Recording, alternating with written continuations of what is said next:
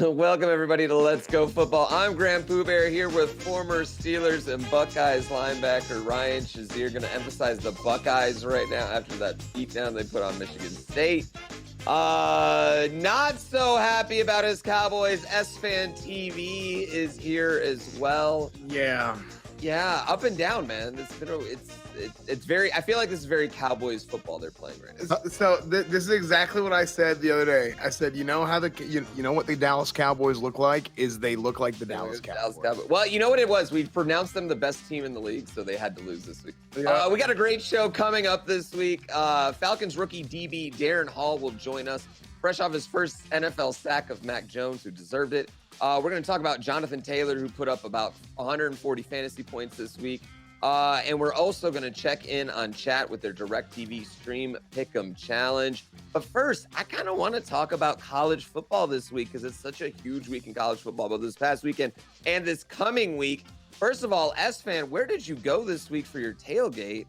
I mean, just a little place, right? It was a small school. Yeah, it was a tiny school called University of Alabama. Yeah, okay. Tuscaloosa. Yeah. So no, it was good.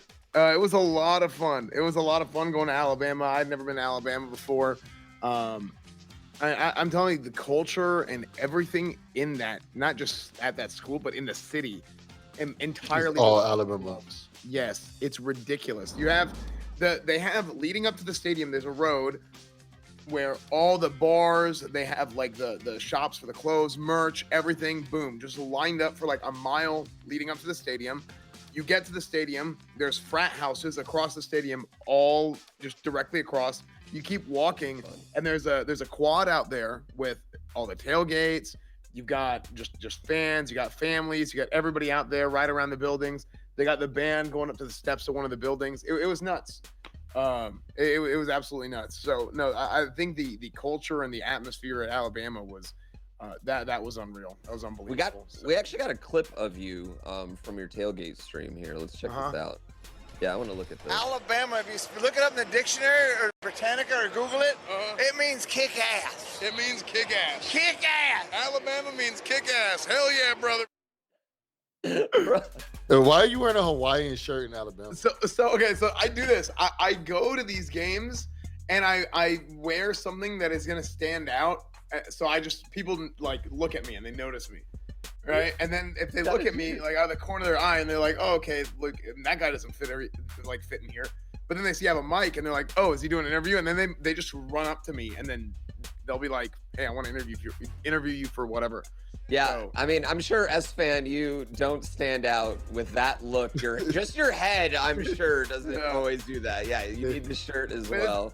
I'm there's like, a leaf in my hair in that other clip too. Just like yeah, I just seen it. Like, I'm like, he's in Alabama with a Hawaiian shirt. Like what are you doing right now? No, like it's definitely. I understand the concept now, dude. That's genius. But like Alabama people, like in the SEC people, like they wear like button ups and like khakis to games.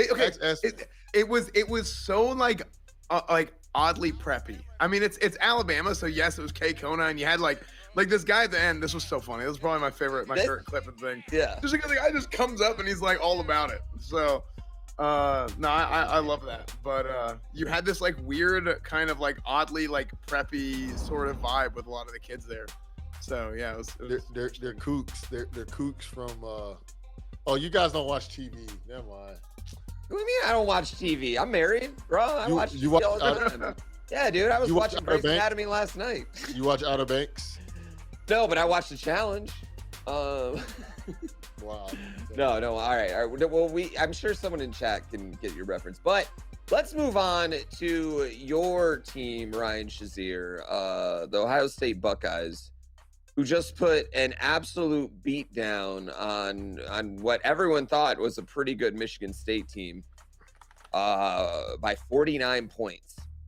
How are you feeling? Would you watch that game this weekend? Roll side. Oh my God! You see it right here? Oh. Yeah. No, I see. Hey, how many Buckeye stickers do you have on that helmet? I can take it down if you want me to count. But it's a lot. If we take that thing down, I'm gonna be honest, we won't even be able to see any helmet. No, wait, I don't mean to sideline this conversation, but like, how does getting a Buckeye sticker go? Like, I've always wondered that. Like, they show like film and they're like, "Fucking A, Shazier, Buckeye." Like, is that how it rolls? No, so basically, like you can get a standard of a certain amount of Buckeyes based off your performance. So like each person has like a performance grade, and then it's certain things. If like the whole team do it as a group, you can get a few. Like so, if everybody win, if we win, you get one Buckeye. But like for instance, if you like the team or the defense achieve these goals, so like the whole defense can add up, and then if you keep playing better, it's certain things you do that give you more Buckeyes. So like the most I got in like one game was like 13 Buckeyes from one game. But like the average, but that was the most I ever got. But like the average, somebody will probably give about like 4 or 5 per game. If they're just like a regular dude that has played in the game, like they didn't make a bunch of plays, it'd probably be like 4 or 5.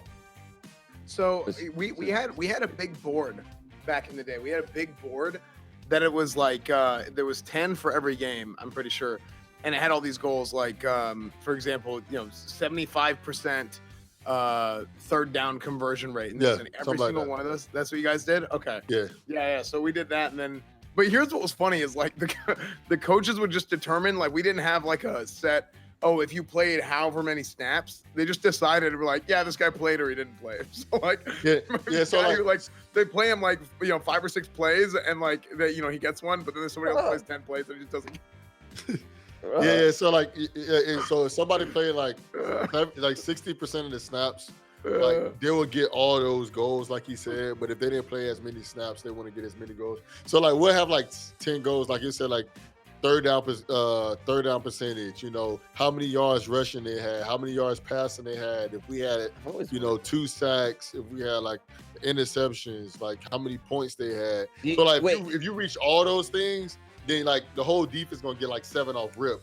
But like say if you got like a pick or something, then you'll get more. Yeah, real quick. Like, is there a ceremony or they just show up on your helmet? No, like so like they're like after the game, the next day. They just start slapping them on? Okay. No. They'll slap them on, like, it'll already be on your helmet. Okay. But basically, like, the coach will say, like, today, Braxton Miller had the most Buckeyes this week. He had 15. Then, like, the defensive most is, like, Brian. He had 13. And then, like, they'll show who had the most. And then it's kind of like a competition, who has the most. But, like, in practice, you don't have them on your helmet because we had a different helmet in practice. Okay, all right. I've always wondered this. I'm sorry to sideline our entire show for that conversation, but I really was always been curious about the Buckeye stickers. Anyway, they beat Michigan State by 49. They're coming up this week though against the real team in Michigan, the team I grew up with. Although I am a Colorado Buffalo now, I just want to make my allegiance known. Yes, no, bro. Because I mean, don't get me wrong. Number 2 is still Go Blue in my heart. The number 6 Michigan Wolverines. I grew up with a Michigan fan. Ryan is a Buckeye, as you can see by his 100 sticker helmet behind him. First of all, we want to know, chat, who do you got in this week's pivotal matchup? One of these teams is going to the college football playoffs, and the other one's going home. But more importantly, I was thinking, since our bet on the Steelers-Lions ended in a tie, and Esfand, since you're the moderator of this, I got to get what you think about this. I was thinking we roll this game over to the Michigan-Ohio State game. I think yes, exactly. The first one ended in a tie. You guys were doing a bet for the Steelers and the Lions game. Ended in a tie somehow, and then I think Michigan, Ohio State. I think we redo the bet for Michigan, Ohio State. Yep. Obviously, who you're Michigan guy, and then Ryan played at Ohio State. Yeah, I think this is what we need to do. I think it sounds good. Hey, this is the thing. Should I give him the spread or no? Yes, you should absolutely give me the spread. Yeah, because but this is a rivalry game. So it is a rivalry game. No, you don't need to give me this. No. Well, I'll take it straight up because here's the thing. Like, it's just like when I roll up to a roulette table and Red's hit 10 times. Eventually, Blue's got to hit, right? Like, yeah, maybe. Blue. But listen, because Ohio State is not gonna lose this game. So like, there's a 0% chance. Those 30 people are all from Michigan. The 30% are all from Michigan. I appreciate the 30% of people that picked Michigan. They got my back. All right, so we'll do it next week. Whoever wins, we will do a written statement read on this show, and that will be tweeted and retweeted by everyone. Okay. And that's how it'll work. If Michigan wins, you will have to read a written statement by me. If Ohio State wins, I will read a written statement by you, Ryan Shazier. In fact, I will read it also on my stream at my peak hour the next day too, just to be safe, All right? Deal? All right, cool we're in. Cool with that. Let's move on to the NFL here. Last night, Tom Brady and the Bucs just absolutely crushed the Giants on Monday Night Football, 30-10. And the game honestly wasn't even that close. Even the Manning brothers were kind of struggling on looking on things to talk about. Tampa, after coming off 2 losses, they're looking good again. But the Giants, the Giants are in a weird spot. So we're gonna actually talk about the Giants. We talk about Tampa Bay ad nauseum. Let's talk about the Giants real quick. Should they blow this thing up? Should they re-sign Saquon Barkley? Is Daniel Jones their guy? Esfand, what do you think right here about the Giants? Look, I think the big thing with the Giants is you have Daniel Jones and he's still young. Anytime. They did just fine with, and I know Eli Manning has won 2 Super Bowls and all this. I do think Eli Manning is overrated. Excuse me. Yes, he's a good quarterback, but I think whenever you talk about Eli Manning, right? People always, but he has 2 Super Bowls, and I'm like, That's bro, Super Bowls, bro, it is a team sport, and their defense played incredible at the end of both of those seasons. That pass rush was nuts. I mean, he's got 2. That's the thing. I think that the quarterback, I think Daniel Jones, he's still young. There's still room for him to develop. I think that there's plenty of opportunity to see what you still got there. Saquon Barkley obviously is going to be good. I think it's kind of like a wait and see situation. And also, I know the Cowboys are playing really well, and this is just for this year. We're talking about down the road. I think that the NFC East is such a question mark every year that you're like, hey, let's see what happens. You see here, Condoleezza Rice having a very serious moment with Peyton Manning and Eli Manning. Also, this is 2021 in a nutshell right here. You know what I mean? Yeah. Watching football with Condoleezza Rice, Peyton Manning, and Eli Manning. As 2 Twitch streamers and Ryan Shazier dissect it. Ryan, what do you make of the Giants right now? What should they do, honestly? Biggest team in the biggest market. Too Fresh TV is exactly right. The Giants need to invest in the O-line, but the one thing that I think they need to really do is move on from Daniel Jones. Daniel Jones, obviously, he's a talented quarterback, but he's not a good decision maker. He constantly putting the team in bad positions to win. But they have talent all around this offense. Their defense is not good, but they have talent all around this offense. And with them having all this talent, they need to invest in the O-line and have a quarterback that they can really believe in to help them win games. And Daniel Jones is not the guy for them right now. So it sucks to see, Saquon not be on a good team. But at the end of the day, it happens like that. Sometimes the best players in the league be on bad teams, and that's kind of what's going on with the Giants. Yeah, I mean, and they're an interesting squad because, it does feel like they have a lot of talent there. Preseason, we're going to get Kansas City Tampa Bay rematch weeks 1 through 10. Week 11, we're going to get a Tampa Bay Kansas City rematch. You guys, wait, what's this tweet right here? First of all, I love it. Do you guys think that's where we're heading right now? A Kansas City Tampa Bay rematch as we're looking at Kansas City having the best defense in the league all of a sudden? Absolutely not. Absolutely you don't think so? I don't Absolutely think so. not. I don't think neither one of those teams make it to the Super Bowl. Do you think anybody even wants to see that? I would watch that. It's a Super Bowl. We're all gonna watch. Yeah, we're gonna watch. Yeah. But really, I feel like if it was a Kansas City, because what is it? Kansas City has gone how many? Was it 2 years in a row? They're 7-4 now, right? 2 years in a row. Yeah, they've gone 2 years in a row. They won one, lost one to Tampa Bay. Yeah. I don't think neither one of these teams make it to the Super Bowl.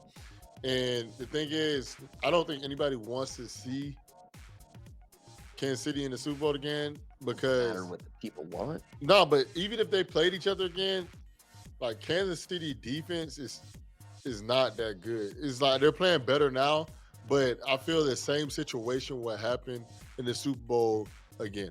Tampa Bay is better than the Chiefs, but I don't think Tampa Bay is good enough to win the Super Bowl. Well, let's talk a little bit about this because there's one thing I understand about the NFL and about us on this show. As soon as we make a definitive statement like that, like Ryan saying the Chiefs have the worst defense he's ever seen, or Esfand saying Dallas is the best team in the league, or literally us declaring any team in the AFC good at any point in time, crazy things seem to happen. The Cowboys put up 9 points. The Titans lose to the Texans. We got to ask, who is actually good? Who is a mirage? Which teams have your confidence?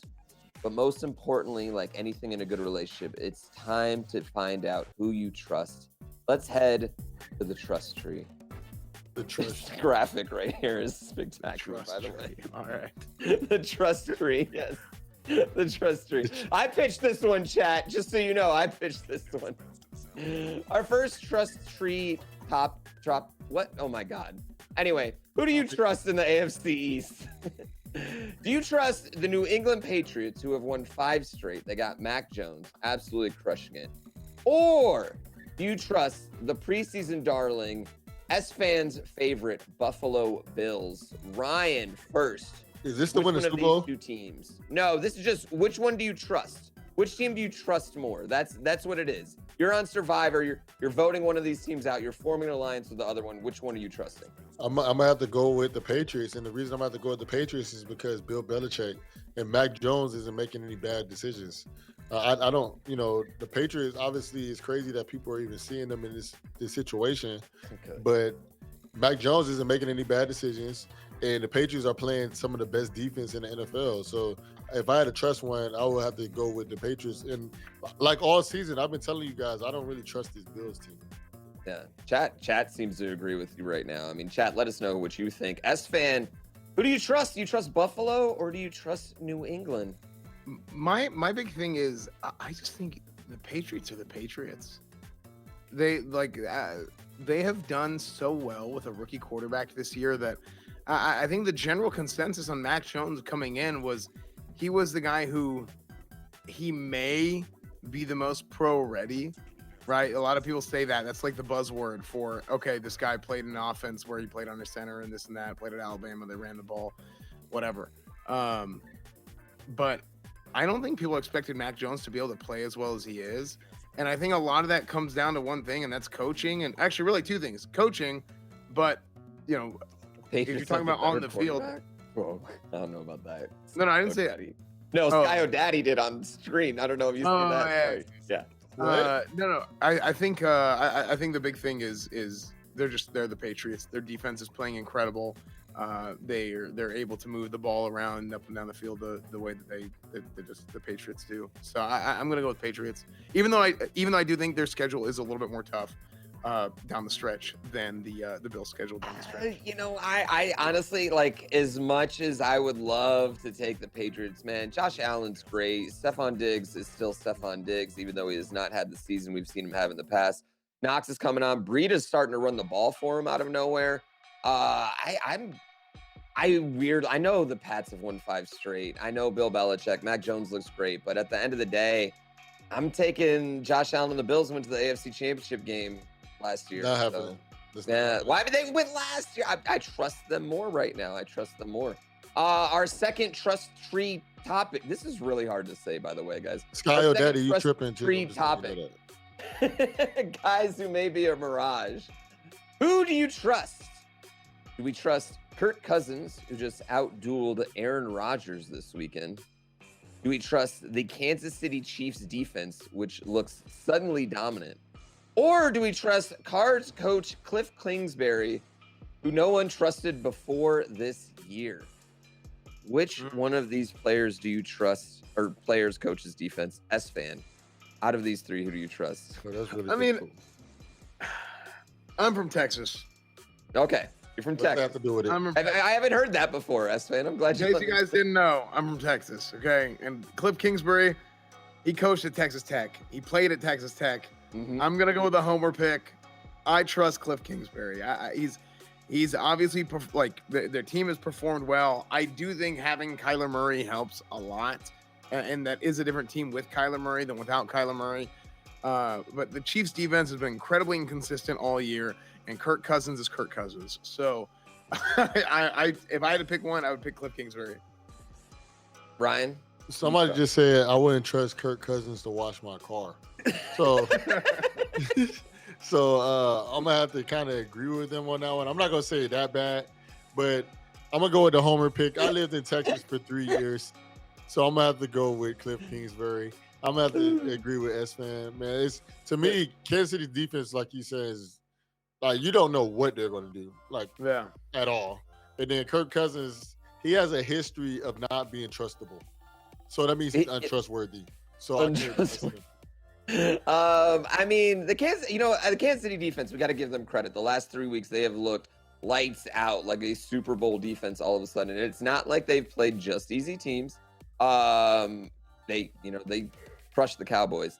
But we got to talk about I want to talk about Kirk Cousins real quick. A few years ago, or last offseason, the Minnesota Vikings social media team on TikTok put Stitch You catching a pass from Kirk Cousins, and it was Kirk Cousins throwing a pass, and you were supposed to Stitch You catching a pass from it.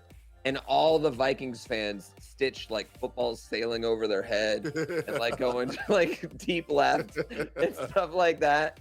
And I feel like that means you just cannot trust Kirk Cousins if his own fans are willing to burn him like that on social media. You know what I mean? You gotta go right here with Cliff Kingsbury, who, I mean, he looks like a coach who knows what he's doing. You know what I mean? He really does look like a coach who knows what he's doing now. So I'm also going to go with Cliff. Non-homer pick, though. For our last trust tree topic, I got it right that time.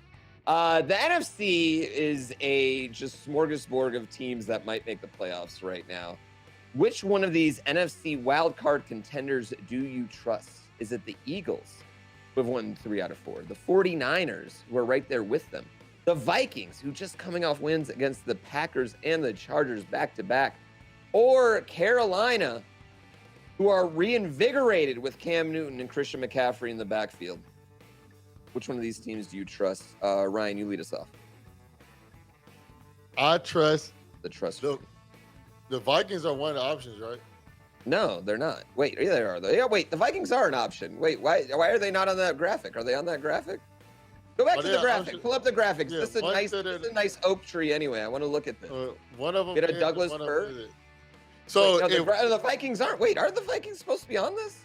So if the Vikings aren't an option, then I'm going with the Eagles. But if the Vikings are an option, I'm going with the Vikings. What is going on here? You know what? Throw the Vikings up there on there.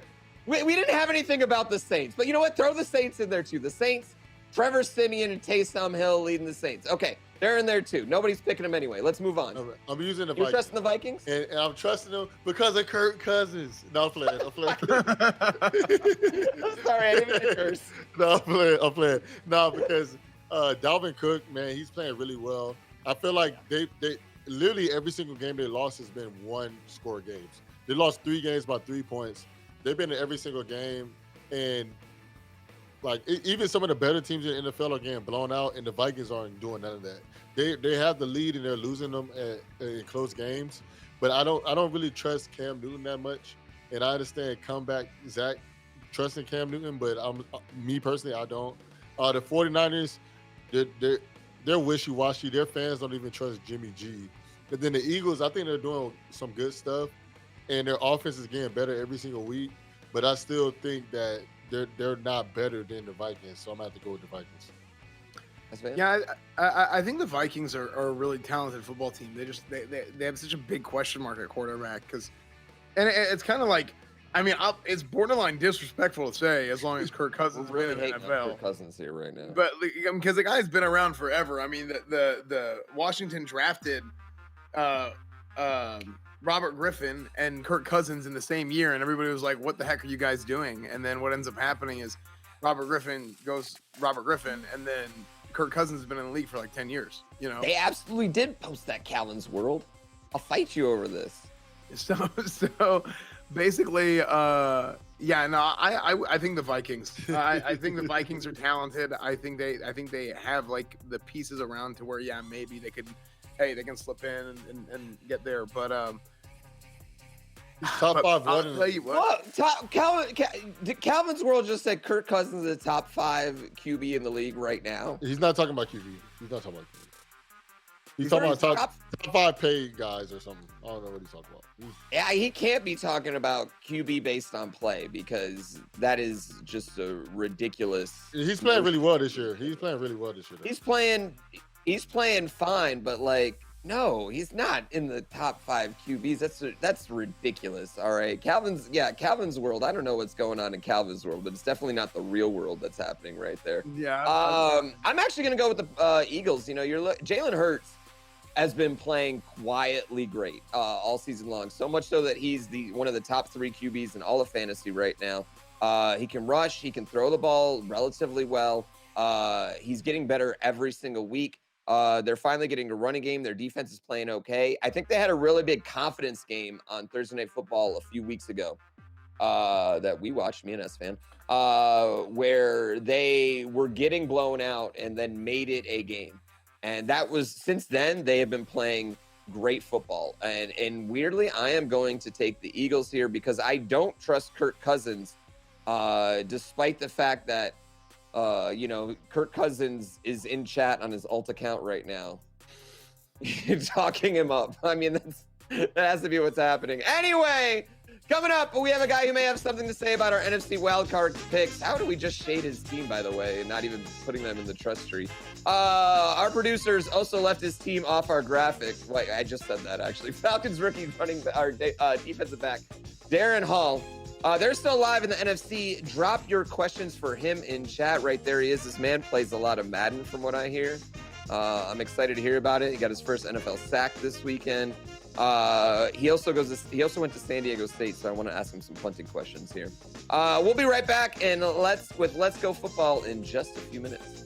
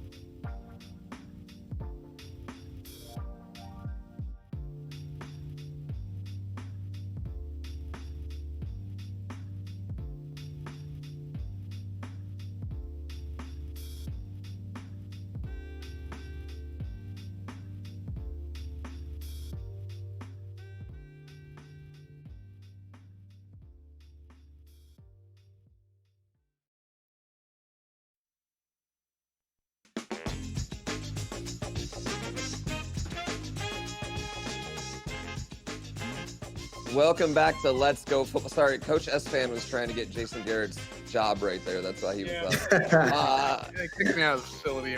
Yeah, we got welcome right now back to Let's Go Football. Our guest today is a rookie fresh out of San Diego State who just got his first NFL sack this weekend. He's on Twitch with DR Hall 34.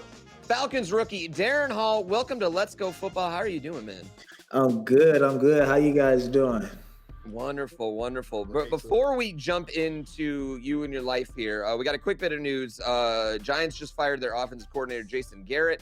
We don't know much, but real quick, Esfand, one sentence. Give us your reaction. Surprised, actually. I know that the like we were just talking about, like, you know, the frustration of the Giants offense and stuff like that, but I feel like it's not common that you fire a coordinator mid-season, right? Like, we've seen head coaches get fired mid-season. Like, it's like, it's really bad. But am I wrong? Maybe I'm mistaken, but I don't remember it being news too often that a coordinator gets fired mid-season.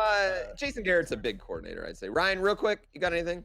I'm not surprised at all. Their offense was very stagnant, and then at the end of the day, somebody has to take the fall. So I think they gave the fall to Jason Garrett, to be honest. So unfortunately, I think everybody's going to be out of there pretty soon. But, you know, I think Jason Garrett and the head coach probably had some disagreements, and it was like, it's time to move on, and that's why Jason got it. All right, let's move on here. Let's talk to our guest. Enough about Jason Garrett. You know, he doesn't have a job. Our guest, though, does have a job. He is just got his first NFL sack against Mac Jones this week. Tell us about your first NFL sack. Like describe that moment for us, you know? Oh, that moment was pretty crazy. The play before that, I gave up a catch, you know, or two plays before that. So I had to come out there just trying to make a play. He called the blitz for me. Perfect timing. Timed it up. Tried to dip my shoulder on big Trent Brown and Zach Jones. Yeah. Yeah, it's nice. It's 2-minute drill, though, you know, so I couldn't even really celebrate. As I'm running off, they're yelling at me, get back. So I'm like, okay, hold on, I got to run back real quick. Yeah, I see. You ruined my whole celebration. Yeah. You had something planned, like ready to go, and then, you know, I don't like, you do it. Usually, like, so my friends and like my family, like, I usually have like this celebration I've been doing since really like as a kid, just kind of just turning up, right, kind of just yelling, screaming or whatever. But it was like, why are you so calm? I'm like, it's 2 minutes. It's 2 minutes. Man. It's gonna be yelled at. You gotta make sure you get back on defense because they'll hurry up on you. Oh yeah, exactly. Yeah, you're celebrating your offsides. When did that happen? It happened against, I think, I want to say it was the Steelers that happened against. I remember it happened, but I don't remember who it happened to. Yeah, I don't remember. Now I remember. Yeah, somebody was celebrating, and they it might have been the Steelers that they were celebrating, and they got the all sides on them. Yeah, it can't go too crazy. It's a clean blitz too, by the way. Like, just seeing how, if we can show one more time, like, you're sneaky. You go in here and I don't know what that, like. You just had the tackle confused because he's. Yeah, I don't think they thought I was blitzing. I've been playing a lot of man that whole game, so he switched it up a little bit and caught him off guard. Hey Darren, that was a good call, good blitz, everything, and you timed the snap good too. Oh yeah. Hey Darren, I have a question for you. Are you a fan of planes? Planes? Planes, yeah, because you like a whole air control. I like planes now. You feel me? I travel a little bit, but now I'm traveling all the time, so gotta get used to it. Yeah, it's like your whole. It's like you conducting the air right now with them headphones, man. Hey, so oh my God, you dogging the man for his headphones? It's a gaming headset. Our man Darren is. They do good though. They do good. Yeah, I think it looks good, bro. Yeah, I'm just cracking jokes. I'm cracking jokes. Darren, what's the biggest thing? Darren, what's the biggest thing for you coming from San Diego State to go into the league now? Like, how different has it been in the last, like, what is it now? You've been technically a Falcon for 7 months, 8 months, something like that. So how different has it been? I think it's really just the preparation, and sometimes in college, you know, you might be playing a team that might not have as many athletes as you, or maybe just not as good as a team overall. However, in the league, everybody's good. You really can't take any plays off. So kind of just making sure that I'm staying focused and staying in the present. One of our coaches say that all the time, just stay in the present, stay in the present. And that's when you're really your best self. So trying to keep that focus every single play throughout this long season. Because we really got 7 games left. Yeah. I'm talking to some of my friends in college because they got 1 or 2 games left. So just continue to stay focused and it's a talent difference. It's a big talent difference for sure. But, Yeah. Zaf Dizzle in chat wants to know who's the hardest receiver to cover in the NFC South. the hardest receiver to cover in the NFC South. Calvin Yeah. Ridley. Who? Yeah, Calvin Ridley. Calvin Calvin Ridley? Ridley. Oh, Homer pick. No. Calvin is really hard to cover. There. Yeah. He's a real good receiver. But going to get him in practice every single day is just, when I was going to get him in practice was good help. Have you talked to Calvin at all, or anybody you guys heard from him at all? Yeah, we haven't really heard from him or seen him in the facility. I know the coaching staff is still in contact with him and such, but just wish him the best, you know. Yeah, sometimes you got to give somebody some time to just kind of like get everything sorted. So that's good. Just kind of on his terms, keeping in touch with people and stuff. Hey, Darren, was it really hard? Was it pretty hard for you to learn the playbook? Like, are you still learning it? Or? No, I don't think it's hard. It's just kind of just going from week to week, and kind of sometimes we make adjustments for each team. So just kind of remembering the core rules as well as the adjustments, you know, for that team. Like if it's a jet motion team or if it's not a jet motion team, or like the formations they use. So just trying to make sure that you're like, okay, this is the core rules that we do whenever like this is just a basic formation. But if they do this in this play call, we might have to change it up. So just kind of remembering that stuff. So when it goes week to week, I kind of just fine tune the little rules and stuff and just make sure I know all the assignments and everything. The playbook wasn't too hard to pick up, but just making sure that I'm on the rules weekly. You feel me? Daniel Sauces wants to know, how different is practice in the NFL from college? Well, I can't speak for every college. However, San Diego State, it was a lot of thudding and it was full speed all the time, running into each other at practice, you know. Our head coach, Rocky Long and Brady Hoke, kind of had the same philosophy. So it was just being the toughest, being blue-collared, and just making sure that we're not really soft. So during practice, we would just, we hit a lot, But here in the league, we don't really hit at all. And it's kind of crazy to me how, we don't really practice tackling or anything. We practice a lot of tackling in this state, but it's a very big contract. Yeah, if you can't tackle by now, you feel me? That's really just on you. But in college, it was a lot. It was a lot. Yeah. I Am Redmond wants to know, first big purchase you made after an NFL paycheck. Why y'all assume people make maybe he put it into TQQ? That's what he did. You know what I mean? Maybe it was Bitcoin. Like, what'd you do actually? Though, so first paycheck? My first game. So my signing bonus. Let's do the signing bonus. You know what I mean? Signing bonus. So I bought a house back home, or I purchased a home back home. Good investment. And then a watch. I got a watch. Gotta get some fun. Yeah. Son, just a little, so I didn't want to do too much. So because I'm getting ready to put into some investments and just make my money make money. How far you stay from the city? About 30 minutes, but that's without traffic. There's always traffic in that. There's never not a time without traffic. So about an hour 10. Like on this Thursday night game, we're at the hotel. We're probably about 10 minutes from the stadium. It took us about an hour to get to the stadium. The hotel. Yeah, that sounds like Atlanta. Sean HDZ wants to know, what's the toughest team you've played against so far? I feel like every team comes with their own battles. However, I'll say the Cowboys game was our worst game so far this year. We don't got to get into that too much, but that was a real really? game. Esfand would love to talk about it. Esfand, a big Cowboy fan. Yeah, he's a big Cowboys fan. Talking about that, yeah. I grew up a Cowboys fan. My whole family's a Cowboys fan. Are you Texas too? No, I'm from California. However, just growing up, that's kind of just the team that we chose to like, I guess. And it's all like Cowboys fans, California. Yeah, so my whole family came down to Dallas. Well, a lot of my family came down to Dallas, and for them, very bitter for me. Hey, what is like what does it feel like, on defense when like your quarterback throw a pick? Like, can you explain that to the fans? Yeah, just it's kind of like I'm gonna say a shock, but it's more like it's kind of frantic. You're like, oh snap! Like you could have just sat down. It's first down, and that happens. You feel me? So you got to get back focused immediately after kind of just sitting down, taking a break, kind of get your breath and everything and trying to recoup. Or talk about the last drive, you haven't get those adjustments in. It's just automatically bang. So you got to go back out there and try to get another stop. It happens, but it's the league. Right. You know it's gonna happen. I want to ask a little bit more about coming to Atlanta and the draft process. I guess because a lot of teams like you have the pre-draft visits and this and that. Did you think Atlanta was going to be the team that was going to draft you, or did you think you were going to go elsewhere? I kind of thought I was going to go elsewhere. I thought I was going to go to Buffalo, to be honest. I talked to them a lot during the draft process, a lot.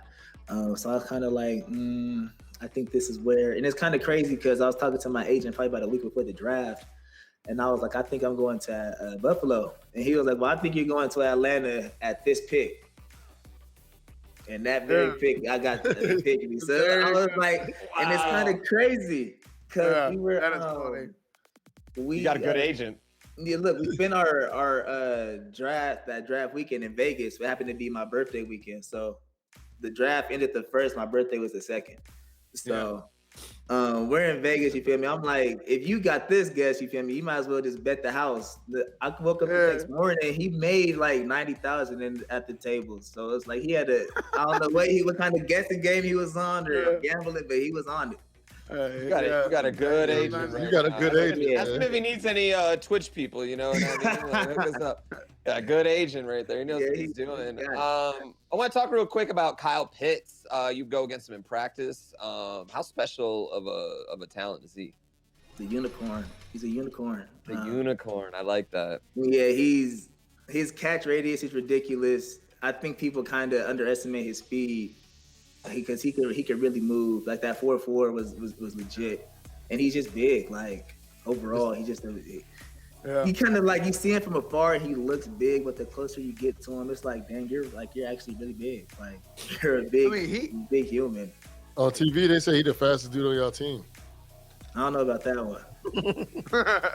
I don't know about that one, but he can. Yo, Darren takes that personally. You know? Yeah, he can move.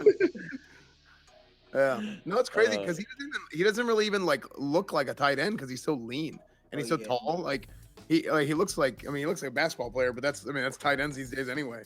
Yeah, these tight ends nowadays are just uber athletic and they're really receivers nowadays. Like they're not even really tight ends; they're all just big bodies that can really run. Yeah, right, this question's good. AGA Podcast wants to know what's the best wing spot in Atlanta? Do they serve wings at Magic City? Yeah, they do. No. They do. Okay. That's what I've heard. I wouldn't know that either. Yeah, that's just what I've heard. But I heard that too. Shoot, I don't even know. I really haven't really been like. Only time I'm going to go to Atlanta is really just like for the game days or the weekends. Yeah, we're in Flowery Branch, so I really can't answer that. All right, I'm gonna tell you. There's a video game bar called Battle and Brew right outside Atlanta, and no joke, they have the best fried chicken I've ever had in my life. It's insane how good it is, and you can play Xbox while you're there. Battle and Brew. It's a literal video game bar. Yeah, it's a video game bar. Also, I noticed how quick Ryan Shazier laughed about that Magic City comment. You know what I mean? It's funny to me. I've never been in that place. I don't know what that place is. Yeah, maybe. Anyway, let's talk about. You used to want to be a break dancer. Oh yeah. Right? Yeah. Growing up, my parents used to make me watch. Well, not make me watch, but we would watch like old movies like Breakin' or Backstreet Boys or stuff like that. And growing up, that just kind of just made me want to be a dancer, just a little bit. But as I grew up, I kind of started playing sports, and just that kind of just evolved into where I'm at right now. But before that, it was dancing. All right. Well, Amon Shumpert won Dancing with the Stars last night. Could that be something that's in your future one day? Would you ever do that? Oh yeah, most definitely. That just seems like a fun experience, kind of just being able to choreograph a dance and just go out there and have fun. Like dancing is just fun, and dance is really just if you have a little bit of rhythm, you should be good, So I think I could go on there and win a show. Dance is fun with people that know how to dance. True. You feel me? If you ain't got no rhythm, I can't help you. Yeah. Well, Amon's married to Tiana Taylor, so it's not exactly like the fairest. Yeah, that's for sure a cheat. Yeah. For sure. Yeah, they probably be practicing every other day. Like You know what I'm saying? Like, He goes home. He goes home from practice to more practice. That's just how it works. Yeah. He's like, you gonna win this. She said, you gonna win this. Yeah, absolutely. Just imagine, All right, Darren, motivational speech at halftime. Yeah, before we get, we're going to keep you on for a game, but before we do that, Daniel Sauces wants to know, and I got to ask this, how do you feel about your Madden ratings? And this is more importantly, like, what's one thing that they have you bad in at Madden that you feel disrespected by? My ratings are way too low. I mean, I feel like the rookies, if you're not kind of like a first couple, I know I'm in the fourth round, but like if you're not the first couple, they kind of give you like a generic kind of grade or whatever. But I was really, really, really like not upset, but I was like, there's no way. My man coverage was or just my coverage in total was just like 60 something or like something crazy. I'm like, come on now. Like, there's no way you guys did that to me. Cal had the best rookie rating I ever seen. I think he's like an 80. He's like an 83. Like coming into the game, you're like, wow. Yeah. I'm like, this ain't even right, man. They got me at like a 65, you know. My speed is good though, it's 90. So every time I'm playing the game, I put me in the game. You feel me? I'm out there catching picks. He can play a little bit, but I feel like 90's no joke though on the speed. Yeah, That's you feel me? 90 rookie. can run a little bit. Yeah. A little bit. Real quick. Sorry, Esfand, before you talk, what are you drinking out of, man? What's that cup you were drinking? This? I was like, I forgot I was eating. This is a The water jug. Oh my god. Water. You stay hydrated, my friend. I'm trying to. I do too. I feel like I've been dehydrated lately. I'm just trying to get my water in me, you know, stay hydrated, all that. I was gonna ask, speaking of Madden, so what games do you play? Do you play any other games, or are you a big Madden guy? Is what we were. Yeah, I'm a big Madden guy, 2K guy.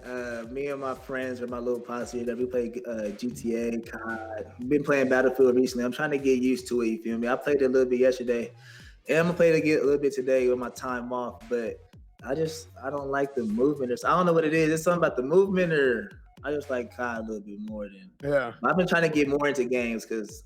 Really, everybody plays like in their free time. Most of the people here in the league is either playing a game, you feel me, watching film, or playing football. That's kind of like, you feel me, ain't no really other in between. That's what you do. And if you don't do that, you probably got a family. So, Exactly. So I totally get that. No, that's cool. Yeah, that's the thing with a lot of games. Like you're talking about like movement. I think a lot of times the best games, as far as the games that end up being the most successful, are. People always talk about graphics and this and that, but sometimes like the game's just gotta feel good. Like it's gotta be smooth. Yeah. Because if I'm trying to like move and I feel like I can't move, if I'm playing a game and I feel like I can move better in real life than in the game, I'm like, I don't play it. Yeah, I don't want to play this. I need to be able to. I'll need to get on Halo, man. Halo Infinite. I heard the new Halo is good. I have heard it's good. I'm not a PC. I had an Xbox. I'm now a PlayStation guy. I made the switch. Yeah, get a PC, man. That's unfortunate. Get the gaming PC. Get the gaming PC right there. That's all you need, you know. Anyway, Darren, will you stick around and play one of our fun little games with us here? Let's do it. Good. You didn't have a choice. We're gonna be real quick. Let's talk real quick. We got our next game coming up. It's our favorite. But we got to start. Cam Newton's return to Carolina got us thinking: is he still the toughest QB to tackle in the NFL? Darren, you play him in a few weeks, so we're gonna play our favorite game. One's gotta go. Okay, let's do it. The way this works, and the comment is the hardest QBs to tackle. The way this works is we're each going to eliminate a contender till two are left standing. And Darren, you are gonna get the easiest pick right here. Wait, no. Darren, you're going to pick the one who is easiest to tackle, and then we eliminate them till we have the hardest to tackle. All right? So here's what we have. So the way it's going to go is like, who's the easiest to tackle and who's the hardest to tackle in the league? So we're going to eliminate one at a time, and the first one we eliminate is the easiest to tackle. I know I did a poor job of explaining that. I know what you were saying, though. Yeah, okay. But I haven't had a chance to tackle any of them, but just watching film, I would say Justin Fields is the... Yeah, I'm assuming you played him in Madden or something. Yeah, I'll say Justin Fields is probably the easiest of the bunch. Oh, right off the bat, Justin Fields out. right there. Yeah, Gone. the easiest of the bunch. Gone. I had a Mac Jones joke. I'm not even gonna make it now. All right. I love it. I love it. Darren came to play. Ryan Shazier. Next. Josh Allen. Which one of these? Josh I'm Allen. gonna have to go with Josh Allen. He has to go. Esfand. Now this is where it gets hard. Josh Allen's great too. Yeah, this is where Great it gets quarterback. hard. This is actually very difficult because Lamar and Kyler, they just got the speed, but Cam is so big. Yeah, he's a big human. He is so big. You know decision. He You ain't know what slow either. decision to make. You know what decision to make. Yes, man. Don't even mess up on this one. We know. I don't know, dude. This is hard. This is actually hard. I think. You guys don't think this is hard between these three? If you I jump think- at I all think it's three, if you jump at all three of their legs, whose legs are you hitting? Yeah, that's the easiest way to tackle him. Go ahead. Easy way to put it. If you jump at all three of their legs, whose legs are you hitting? You're definitely not hitting the two legs in the middle. I promise. Yeah, but here's the thing. But if you do hit their legs, then they're gonna fall over. Cam might just run you over. You're not. He's 250. Oh well. He'd run me over. Well, yeah, I mean, he wouldn't run me over. I'm obviously I'm the Is paragon Cam, of is Cam running physical you over, or everybody else. are you plugging Cam? You know what? I'm gonna Yeah, say we're gonna tackle Cam. Yeah, Darren's tackling him straight up. Darren's gonna hit that I man say right in the Kyler's kneecap. out. I say Kyler's out. I say Hey, Shays knows what it. Wow. yeah.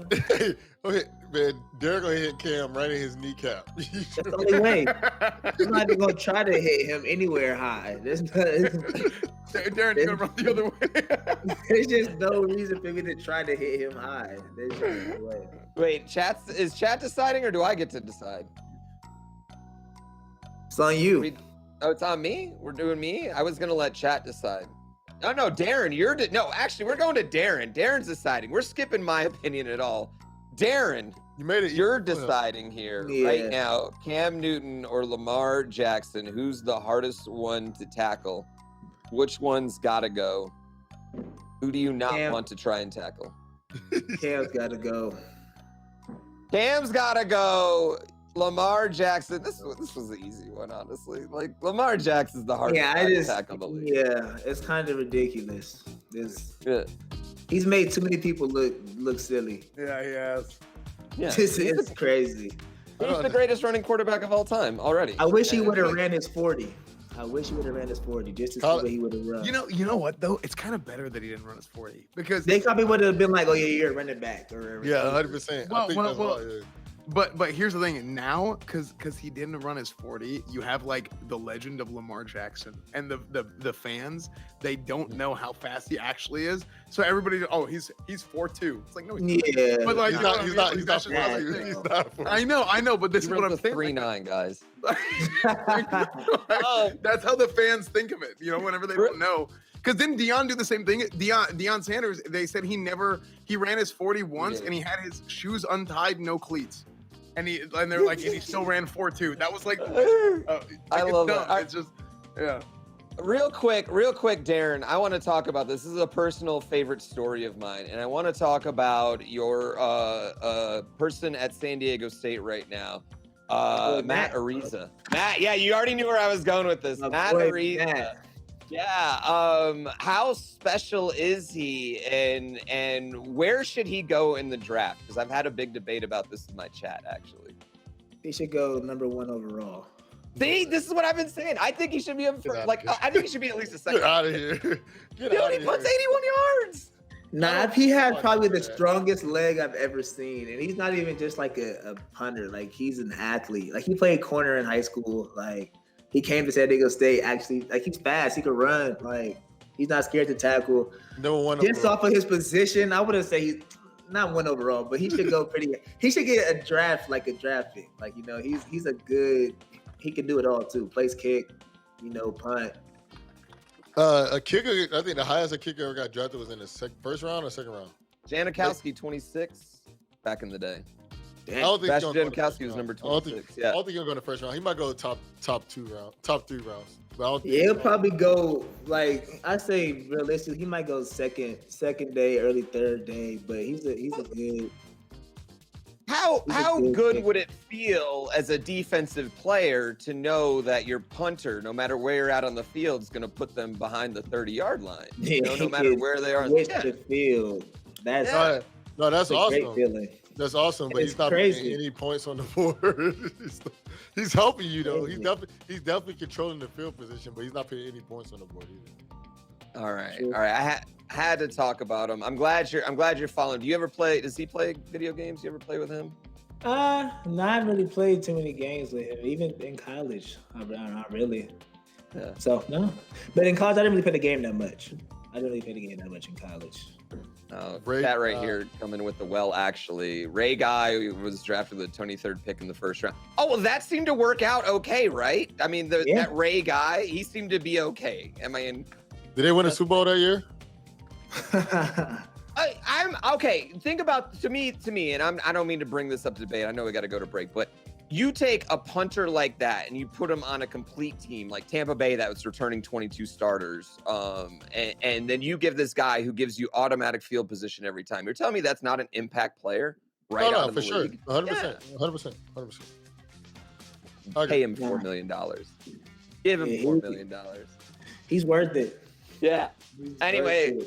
Yeah, I agree. Darren Hall, thank you so much, man. It was so great having you. And good luck this season. I hope to see many more sacks, picks, and a couple touchdown dances in your future, my friend. I got you, man. I got you.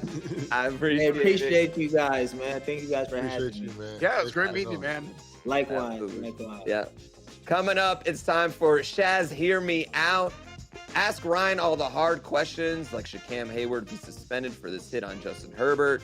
What's the best fried chicken sandwich to eat 2 seconds? He's not eating it 2 seconds before the show starts. He's eating it right now, guys. Did you not see the cup get in his hand midway through that segment? Should the Steelers draft a punter? Matt Ariza right here. Chat, give us all your questions. We'll see you in 3 minutes. This is Let's Go Football.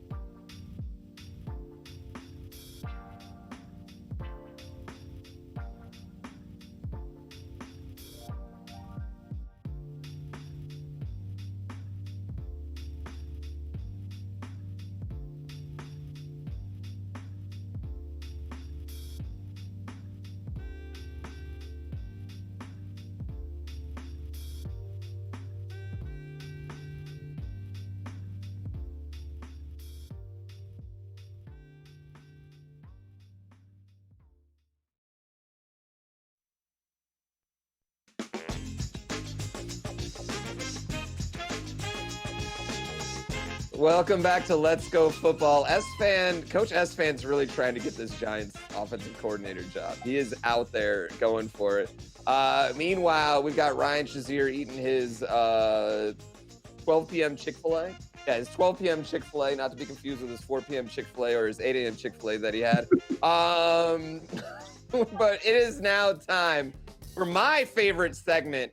Shaz, hear me out. This is where we get the juicy information, chat. This is where you get all the hot knowledge, the things you can't find out anywhere. How did Esfand just appear out of nowhere? That graphic wasn't even that long. It teleported. Speed. They didn't let me coach the Giants. I told them I could still play too, and I had to show them off the speed. Oh. That's what it was. Oh my gosh. So chat, drop your questions into the Twitch Sports chat. You can drop them in my chat. Everyone wants to know. But Zidon in my chat real quick. He wants to know, Ryan, give me your Super Bowl prediction right now, today. Make the prediction. Based off of how the NFL is going right now, we don't know who's going to be good at the end of the year. So I'm going to have to go with the Steelers because we just don't know who's coming out of the AFC. So I'm going to go with my favorite squad. And if we don't know who. No, there's no way, Ryan, that the Steelers are going to be the best team in the AFC. We don't. You are a liar. Hey, this isn't Coach Esfand talk. This is Shaz. Hear me out. Hey, last week we thought the Cowboys were the best team, and I don't remember what happened last week. Why are you trying to jinx your team like that, dude? They don't even score any points at home. So, I'm going to have to go. I don't know who said that. I don't know who said that. All right, so I'll have to go with a rematch: Green Bay versus the Steelers. No, but if I probably like Tennessee versus Green Bay or Tennessee versus probably Tennessee versus Green Bay. Comeback Zach wants to know, what kind of message does it send to the team when your QB skips talking to the team in media? I am annoyed. Why are you annoyed by that? Do you care if your QB or anyone skips media or skips talking to you guys after? Yeah. He's talking about Baker Mayfield. Yeah. The coach normally talks to our team at the end of the game and doesn't like bend in and come talk to us. Like it's like, hey guys, we have to win or something like, or hey guys, I gotta play better. It was more. I'm not trying to come at you, come back, Zach. Okay. But to me, it doesn't bother me what my quarterback does with the media stuff. It's more about like, hey, how the coach handles situations. To me, more than like if my quarterback talks to me after we lose a game, because at the end of the day, it's a combination of all of us how we play based on if we win or lose. If the quarterback throws 5 picks, everybody can blame him, but the defense can still do their part to help you win that game. So. Absolutely. Chat wants to know, what's the best story you have about Mike Tomlin? Ooh, I like this. I'm not gonna lie, man. Coach Tomlin, to me, he has a lot of good stories. But some of the things that I really like about him is how like realistic and honest he is. A lot of times, people will be in real tough situations or somebody will get hurt. And like say of a situation like I got hurt and y'all were both in the same position as me, Coach Tomlin would be like, Esfand, GrandPooBear, it's 2 dogs, 1 bone. When Ryan comes back, one of you guys are cut. So y'all better ball out basically to see who we're keeping. And to me, it's like he kind of kept it clean cut, black and white. It's like whoever ball out, you get the job. Who don't, you going home. And it's like, to me, it's like, it sounds cutthroat, but I'd rather somebody tell me, hey, you got to ball out to stay here than somebody like, oh, Ryan, you're doing good. You're doing good. You're doing good. And it's like, hey, I need your play. Yeah, you don't have any like, yeah, there's nothing there. No. You know what? I had a coach used to say you got to drop them in the grease. That's what I had a coach used to say that. Like, you just a little bit. Just drop them in the grease for a second. Just like kind of, you got to get people a little bit. It's not like. No, but he didn't get you nervous. It's like once Ryan came back, what are you guys regard? Like it wasn't. It wasn't like, oh yeah, it's a scare tactic. It's no like. He was basically letting them know, hey, one of you guys are. No, but like if it was like an even battle, and both of them were balling, then he'll like find a way to keep one, then somebody else will be gone. But like, if it's like clear cut, like, hey, you know, Pooh is way better this week or whatever, then like when the starter comes back, you know, like he got the job. You know, so hey, this reminds me. I just have to interject because it's such a good story. This reminds me of something that happened to me in high school. Yeah, but it wasn't in sports. It wasn't in football. This was in my dance. I think it was like no, not dance class. it was in my calculus 2. I think that's what it was. And we're sitting there, and it's me and one of my best friends from high school. We're there after school or no, before school. I think it's after school, before school tutoring, right? We're the only 2 people in the room, and it's the end of the semester, end of the 6 weeks, the grading period, and we're sitting there trying to get caught up on homework, trying to do extra credit, trying to pass, and the teacher tells us at some point, he's like, you guys can't wait until the last week of the grading period. And really, really serious, like looking at us dead on.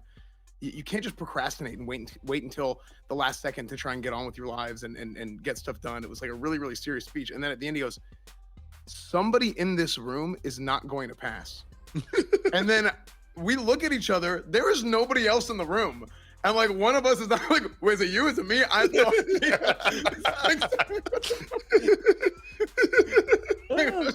Like, what the hell, dude? Yeah, that just reminded me. I have to say that. I'm guessing it was your friend. Yeah. I know I passed, so I don't know what happened. Now Maury wants to know, what's your take on the Cam Hayward punch? Man, first of all, somebody was like over his shoulder. You know what I'm saying? Like, get off me. Oh, damn. And then like, and then he was like trying to land. That's like, you know what I'm saying? Like, Yeah, well, and then the ref is holding him back and he like fell down. I don't think. Yeah. Like, yeah, I don't think because hey, listen, Cam Hayward's a big man. If he tries, like to if you want, if you try to punch him, it'll be way harder. Like, and then like, what is number 5 doing? Like, get off me. Like, yeah, I think it looks like he got pushed down. Like he just lost his balance. Yeah, I think it's more he lost his balance. Like, I don't know, he did kind of cock his arm back, but like Cam isn't like a dirty dude. So like, I just want to say this is really funny to me because if someone threw this punch in a pro wrestling match, everyone would be on Twitter being like, God, he didn't sell it well. He made that look so fake. That punch wasn't good enough. You know what I mean? But here in the NFL, everyone's acting like it's the worst thing that ever happened when it's like, Cam Hayward is clearly a dirty he didn't player. try to punch. Like, Cam Hayward has no dirty, like, he hasn't done anything dirty in his career. Like, when they show it from the other side, when they show it from the other side, it looks like the player came and like pushed him on Herbert. But when they show it from that angle, it does look like he like rolls him over and like clocks him right in the gut. You know? No, but like it's kind of like the same thing with LeBron. It's like, has LeBron have any history of doing anything like that? You know, so like to me, like I don't feel like, I understand I was here Detroit Pistons, and I'm not even trying to go at like Detroit. You know what I'm saying? But I honestly feel like LeBron's played 20 years and have had no history of anything dirty. Then he tried to apologize after. And Cam's the same type of dude. He plays hard. He does the best he can, but he's not dirty. He's not dirty. Like he's not perfect out here. Like, oh well, I punched. Like if that was perfect, he would have legit punched him, and like Herbert would have been like, oh man, like. You know, like Herbert just got up and was like, all right, whatever. Like, and then somebody's gonna say LeBron is dirty. Okay, how's LeBron dirty? In his 20 years, where have you seen him do something dirty besides, you know, that play? Like, and I don't feel like he did that on purpose, me personally. This is something too that like, this comes up a lot with Twitch. Like people talk about like Twitch TOS and why did this person get banned? Why does this person not get banned? Oh, like a big streamer didn't get banned, but somebody else did. And it's like, yeah, absolutely. Because what happens is if somebody has like a track record where they build enough good favor, where they're not doing anything wrong, they earn the right to a benefit of the doubt, you know? Yeah. But then if somebody, you don't know anything about them, they do something, it's like, you don't know if it's malicious. Like, yeah, of course. But like, because you don't want no more. Cam Hayward, he's been in the league like 10 years, you know? You give him the benefit of the doubt. Like that one is definitely one where I think the video is not indicative of what actually happened, which is kind of weird to say. But yeah, I don't know. Esfand, I think you had a question. Yeah. Oh yeah. Before the show. Okay. Here we Ryan, go. I gotta ask you a question. Can you pronounce my name? Esfand. Okay. Esfand TV. Because this is something. This isn't the first time. This isn't the first time. He might be. Okay, let's just listen. Yeah, I was like Esfand said. Trayvon Diggs is the best corner in the league. That's what Esfand. I noticed that Esfand. Hey, Coach Esfand.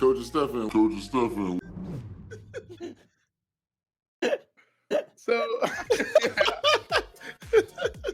now I will be fair. I will be fair because we were talking about it before, and we're like, we got to get a video of we need to get a cut of all the time throws a T into my name, because this isn't the first time. I've had people my whole life just Esfand, just every variation of it I've heard. So if I hear S, I'm good. I just hear S and I don't even listen to the rest of it. But, hey, bro, no, because I noticed I kept saying it's Stephen, and I'm like, man, all right, and I'm like, man, this can't be right. Then I think it was one day. Like Gabe was like, it's Esfand. I'm like, oh damn. No, I think Pooh told me that. I'm sorry about that, man. I'm sorry. And then Pooh said everybody's getting everybody's names wrong. It's great. It cracks me up. You know what? That was actually a big deal for me when I was choosing my name. I wanted to make sure everyone could pronounce it. Back in the day. So. Well, I didn't get the luxury of that. Yeah. Well, Ryan, we have a lot of fun on this show. But we don't always talk about your life outside of your love for Chick-fil-A. We don't always talk about your life and your story all that often. But I'm really, really excited next week to pick up your new book, Walking Miracle: How Faith, Positive Thinking, and Passion for Football Brought Me Back from Paralysis. It comes out next week. Can you tell us about this, Ryan? Yeah, man, I'm really excited. It's a book about my life, but also just like overcoming adversity.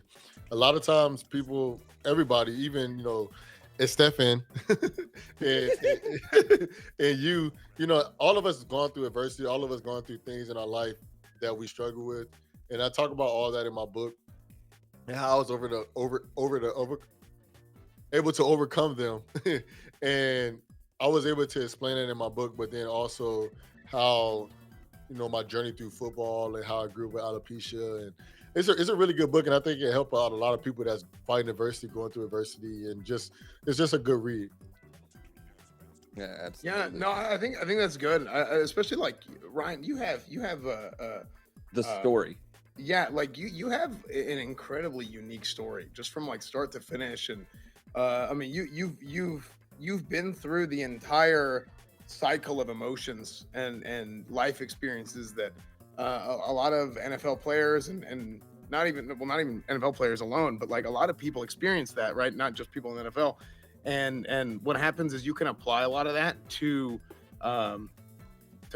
everyday life for somebody who's not a professional athlete or whatever. So I think there's probably a lot of people that are going to be able to like take this book and be able to relate to it in a lot of ways. So I think it's awesome that you did this. No, I appreciate you guys, and I definitely want y'all feedback when y'all read it, man. Oh, I'm reading it next week, man. Yeah. Well, I'm gonna be honest with you. Here's my adversity that I've been through in life is I don't know how to read. I have an audiobook. I need the audiobook. Yeah, there you go. There's the audiobook. Who did the audiobook? Who did you do the audiobook? Did you read it? Yeah, I did some of it. There you go. There you go. Very small something, but I did something. Picking it up on audiobook as well then. I'm buying it all. I'm buying it. I don't want you to send me a copy. I'm buying a copy and then I'm gonna send it to you to autograph for me once I'm done with it. You'll see all my little doggy ears and stuff in it.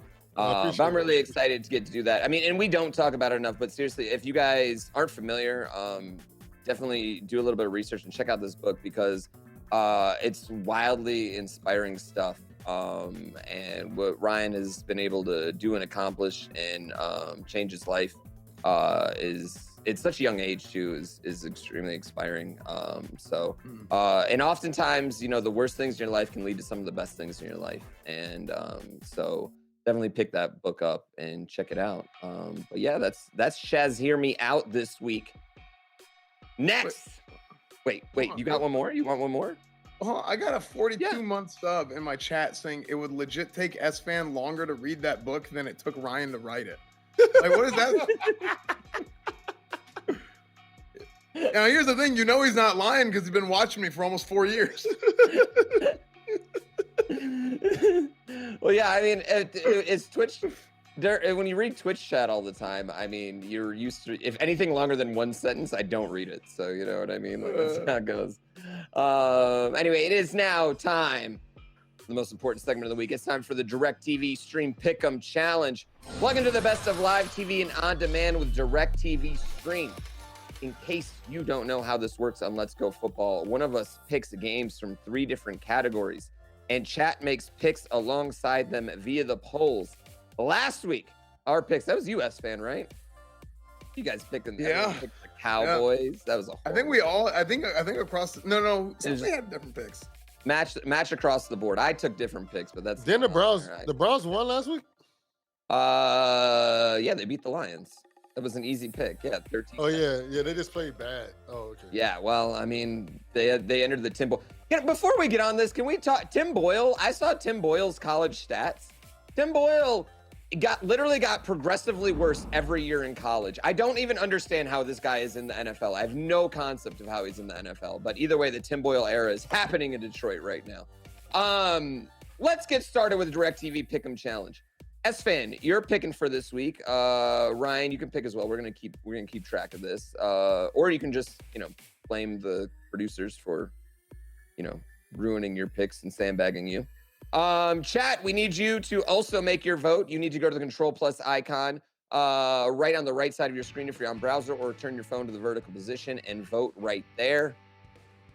Our first category this week for our DirecTV Pick'em Challenge. Every team playing on Thanksgiving this week lost.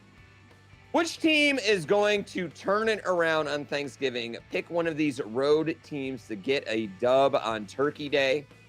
Is it going to be Chicago at Detroit, the Las Vegas Raiders at Dallas, or you got the Buffalo Bills at New Orleans? Esfand, who do you like? Which one of these road teams gets the W on Thanksgiving? I think Chicago. I think the Bears get it over the Lions. I think you could also say, I mean, here's the thing with the Bills. The Bills, they still, after what happened at Jacksonville, I don't even know. You know what I'm saying? As much as I like the Bills, you just don't even know. I think you kind of know what you're going to get with the Lions. I'm going to go with the Bears. We know one team that's going to lose. We know the Detroit Lions are going to lose, but I'm going to have to go with Buffalo. I appreciate you not taking the easy pick. I'm going to go with Buffalo because everybody knows Detroit's going to lose, but I'm going to have to go with Buffalo because I think Buffalo is still a good team.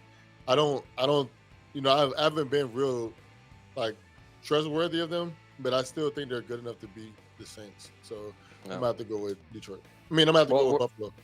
Yeah, it looks like chat's going to go with Chicago as well. Us fans locking in with Chicago. I'm going to take the Raiders over Dallas just to make it really fun, just so we're all picking someone different. But while we're talking about the Lions here, my Detroit Lions, I found a TikTok that really, really resonated with me yesterday. And that's future you looking at kid you becoming a Lions fan, just trying to stop it. Future me. trying to prevent the kid, time traveling back to prevent the kid from becoming a Lions fan and a lifelong of disappointment. It's rough, man. It's rough, dude. Outside of Hockenson and Swift, it is a bare roster. All right, coming up, category 2. Which one of these teams can keep the streak going at home? We got the Colts, who is Jonathan Taylor, MVP candidate Jonathan Taylor against the Bucks. The 49ers versus the Vikings, or the Patriots versus the Titans. These are all really tough games to pick, man. Which one of these teams can keep streaking? Indiana, San Francisco, or New England? This is a really hard one. This is a hard one, yeah. This is hard. Don't forget to get your notes in. I'm at. Oh, Esfand. Oh, sorry, Esfand picks first. Man, he's the lock-in. I want to say New England, but Tennessee, dude, they are good. Tennessee is good. I feel like people forget how good Tennessee is, and especially since Derrick Henry's gone, a lot of people got cold on them, but they have a pretty tough strength schedule, and Rams. they perform well. They manage to win games. Ryan Tannehill has thrown a ton of interceptions this year, but Or this Ryan Tannehill is still good.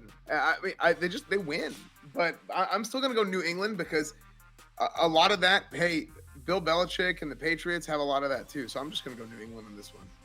Yep. Ryan? I really feel like this is Patriot football versus Patriot football, but I don't think that the New England Patriots are going to win this one. So I'm actually going to go with the Colts. I think the Colts are going to win this one. Tampa Bay, their secondary is questionable. It's really hard to run the ball on them, but Jonathan Taylor is on another level right now, and I just think the Colts are going to do well and get in a wild card and maybe have a nice run. So I'm gonna have to go with the Colts on this one, and I don't see San Francisco winning, so I'm gonna have to go with the Colts.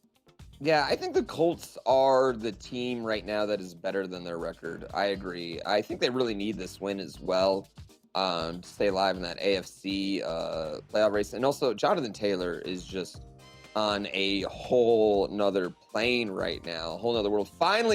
Finally passed up Derrick Henry for the number 1 fantasy football points right now. Derrick Henry's still number 2, by the way, guys, which is insane.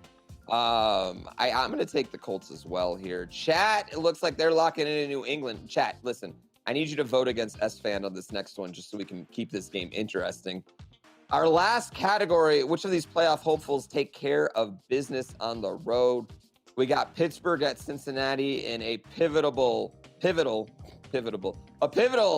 matchup right there in the division. We got Cleveland at Baltimore also in the division. We got the LA Rams at Green Bay. All of these games are wildly important. Pittsburgh, Cleveland, or the Rams, which one of these teams take care of business on the road? Best fan. I mean, My God, it's hard to play in Lambeau though, and it's cold. That's the thing. West Coast team traveling east. Yeah, that's tough, man. Cleveland. I don't think Cleveland's gonna beat Baltimore. I think you could say the Steelers might beat the Bengals. The Bengals are kind of a weird team this year too. They had that, a few games ago. They just exploded on offense, so it really showed what they can do. But is really no one bad picking Cleveland? Literally. Oh, maybe the extension is bugged. I'm gonna go with the Rams. I think the Rams are a better team than the Packers, but the Packers are so freaking good too. Still, this was actually a very, very tough one. You locking in the Rams? You know what? I'm gonna go with Pittsburgh. Like it. I like it. Ryan, take the homer pick, man. Take the homer pick. They're not beating us twice. I don't even know why I'm thinking about this. Yeah. Why are you even thinking about this? Taking the homer pick. I love it. I'm taking Cleveland over Baltimore right now. Lamar Jackson, Hollywood Brown, both hurt this last week. We don't really know what's going on with them. Nick Chubb is having an absolute monster of a season. He's still playing well despite the fact that Baker Mayfield cannot put it together. Cleveland needs this game. Baltimore just has this tendency to play weirdly bad at random times. I'm not sure Baltimore is as good as we ever thought they were. Like, if Baltimore finishes a losing record, I don't know if I'm going to be that surprised. I'm going to go with Cleveland here. So that's my pick.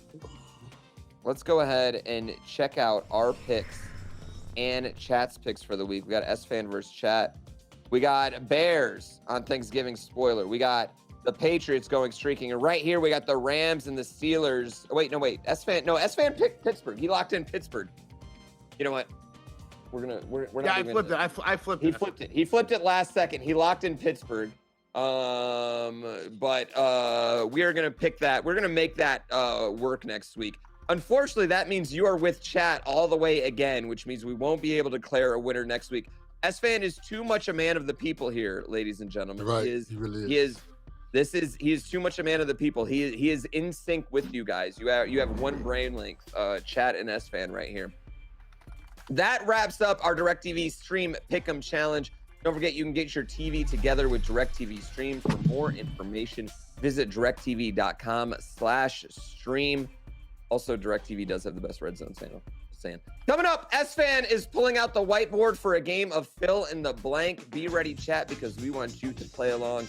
This is Let's Go Football. We'll see you in just a few minutes.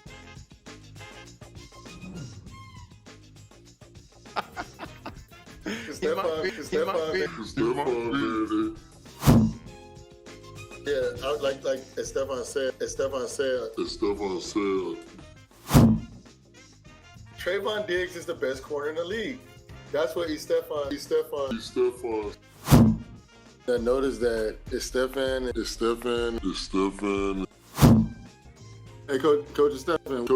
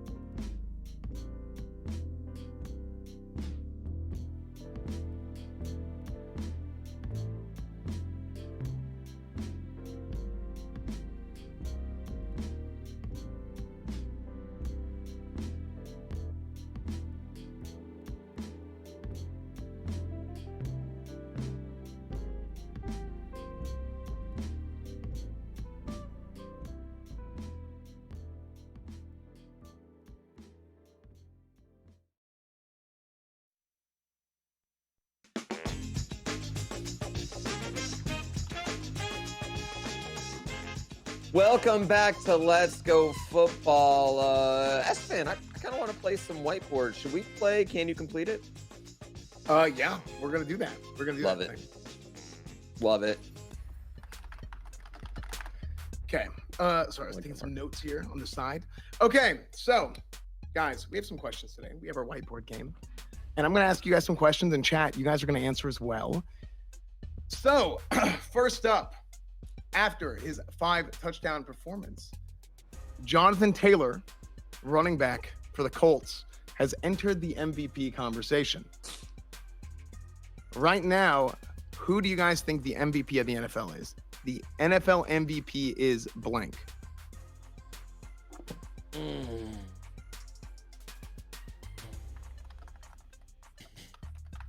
This is like the hardest question to ask right now. It's hard.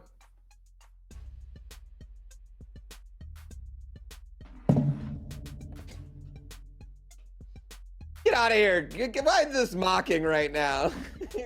I mean, you know what? He is the MVP for the rest of the league and every team that's played him. Unfortunately, I don't have much better of an answer because I'm actually still going to go with Derrick Henry, who's definitely the most valuable player to his team still. He still is the leading rusher in the league. This whole thing's ridiculous. It's insane how good Derrick Henry was before he left. But, you know, K1. That's Kyler Murray. Kyler Murray, but he hasn't played the last 2 weeks. It's like, and that's where you go. It's like, I don't like he missed 2 weeks, but he's still obviously the best player on his team, and he's obviously led his team to the record that they have right now. They lost only one game with him, and they've been beating everybody else up with him. You know what I'm saying? So, but I still think he's been out 3 weeks. Yeah. They're 2-1 without him, but I mean that's not to say that like he's. I don't think you're wrong on that. Aaron Rodgers, I think, is a fine thing. Dak, I don't know if I'd say Dak. The reason I say him is because all these other guys are having these bad games, and with him being injured, he's not having these bad games. So once he come back, he's gonna still be on fire. Who you say, Esfand? I actually think Jonathan Taylor I think he is a very good candidate for MVP right now. He's unbelievably productive in the running game, in the passing game, and he's pretty much all they got on the Colts. So you want to talk about how good he is on his team? Now, it probably isn't going to happen because one, he's not a quarterback, and two, he just had everybody loves quarterbacks. But then two, the Colts aren't like super good. So then I have a feeling he has a tendency like. You would assume that he might have a tendency to get looked over, but I think Jonathan Taylor is a great MVP candidate. Yeah, I mean, I think you could have had Lamar Jackson in that conversation, but we don't know how long he's going to be out. That's definitely going to hurt him. I mean, Judon for defensive MVP. I was going to say TJ Watt has an argument there, and that if you believe that defensive players can be the MVP in the league, which I totally can. I mean, it's very, very. It's an interesting debate, but there's no clear-cut guy. None of us are even talking about Tom Brady right now, which seems he's definitely in the conversation. Yeah, he's got to be in the conversation right now. There's just a tremendous amount. This is going to be a close vote this year. There's not a runaway guy this year. Yeah. All right. Well, there we go. Okay, next one. So we asked this last week, and has your opinion changed? What are the top 4 teams in the NFL? We actually did 5 last week. But what is your guys' opinion now on what the top 4 teams in the NFL is now?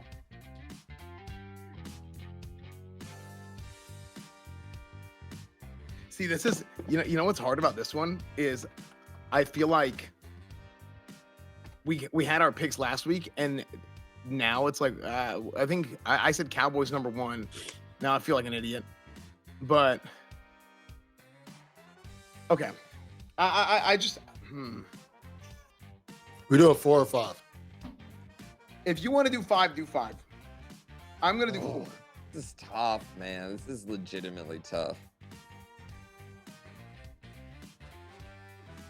All right. I'm gonna get shade for this one. You gotta put the Patriots in there. I'm gonna go ahead and do Kansas City. Yeah, number 4, Kansas City. I'm going to put number 4, Kansas City in there. They still have the best quarterback in the league, in my opinion. They're winning games. Their defense is coming up right now. Number 3, Tampa Bay. But honestly, these top 3, if you could put them in any order, and I wouldn't be mad at you, but Tampa Bay, LA Rams, and Arizona, number 1. I think Arizona's been the best team all year on offense and defense. So they're going to be my number 1 sticking out. Here, the Chargers just. I like it. All right, where are we going here? Move it over a little bit. I got 1, Arizona. Number 2, Green Bay. Number 3, the Rams. Number 4, Dallas. And then number 5, the Titans. What? I feel. Ryan, what? How do you decide to list? Who taught you how to do lists as a kid? No. So this is what happened. Listen. So this is what happened. I just put the names in there, right? Oh, okay. And then I seen that you put them in order. So then I was like, damn. So then I was like, let me just, 2, and then 3, Okay. so whatever. So basically, I think the Arizona's the best team in the NFL. And they've been showing that they're the best team in the NFL the whole season, but people just has not been believing it. Green Bay, they've been very consistent. They haven't had any blowouts like that. The Rams, I just like the Rams. I think they're gonna win the Super Bowl. And then Dallas, like they had a bad game last week, but I still think they're one of the better teams in the NFL. They just had a bad game. And then Tennessee, they just played a really terrible game. I don't think that they're gonna do that the whole season. I think they just had a really bad game, and it was terrible weather. So I'm gonna have to go with Tennessee. Yeah. I mean, that's why I've been. Esfand. So Very I impressive. had 6 because I had trouble deciding. I put 6. Number 6. Tennessee, the Titans. I think the Titans are a good football team. I think they're really good at playing sports and being good athletes and being good at football. I think it's a reason it's blurry because I don't know if you spelled that right. So yeah, I did that on purpose. I was trying to keep it blurry. Number 5 is Dallas because I mean I had them at number 1, but their consistency. I think it's 2 of the last 3 games they just absolutely dropped the ball on. I'm gonna drop them down to 5. Patriots have been more and more consistent. I think their consistency makes them really good, and I think they're starting to get into that conversation. After that, I want to say the Packers. The Packers are a really good football team who have overcome a lot of injuries, and they're still productive. They still get the job done. They have a great record. They have Aaron Rodgers. I think the Packers at number 3. Tampa Bay, they won the Super Bowl last year. They retained pretty much the entire team. They got Tom Brady. They got the great receiving core. They got the great defense. I have Tampa at 2. And then my current number 1 pick is also the Arizona Cardinals. So you're just going to pick every team in the league, huh? I guess. Yeah. So number 7. Number 8, number 32. Just so everyone's clear on this, we have now doomed Arizona to lose next week, though. I just want us all to realize that we're the jinx, like we are. There's enough evidence at this point that Arizona is definitely going to lose after we all declared them number 1. Who do they play next week? Doesn't matter. Doesn't matter, dude. Doesn't matter. Good Doesn't answer. matter. Doesn't matter. No, number 3. So we were talking about Cliff Kingsbury a little bit earlier, right? They're on a bye. Shit. Hey, they can't lose that one. Yeah. So we talked about Cliff Kingsbury a little bit earlier, right? Head coach of the Arizona Cardinals. And right now, a lot of people are saying he's the front runner for the coach of the year. Who is your guys' coach of the year? The coach of the year is blank.